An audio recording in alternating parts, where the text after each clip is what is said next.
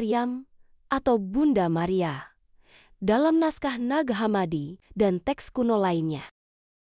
Bunda Maryam atau Maria, sosok yang melahirkan Yesus Kristus, tidak hanya disebutkan dalam Alkitab, tapi juga menjadi tokoh penting dalam berbagai naskah kuno dan tulisan sejarah, termasuk naskah Nag Hammadi. Berbagai sumber ini memberikan wawasan tambahan tentang kedudukan, peran, dan makna pentingnya dalam ajaran awal serta tradisi kuno.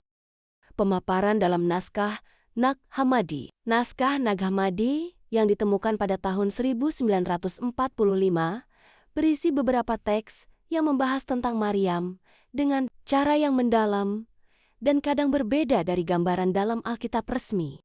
1. Kitab Kelahiran Rahasia Maria. Teks ini menjelaskan tentang latar belakang dan kedudukan istimewa Maryam sebelum kelahirannya. Dikatakan bahwa ia lahir dari garis keturunan yang suci dan telah dipilih oleh alam semesta sejak sebelum ia ada di dunia.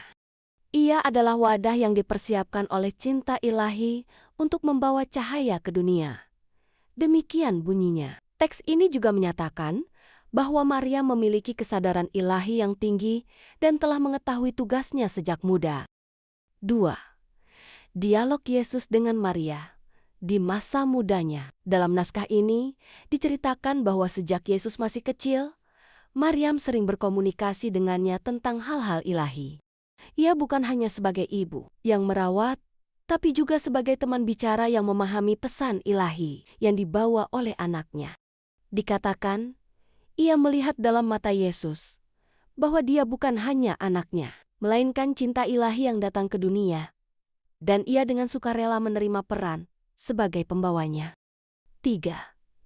Penglihatan Maria tentang dunia yang akan datang. Teks ini menyampaikan bahwa Maria memiliki penglihatan tentang masa depan dunia setelah kedatangan Yesus.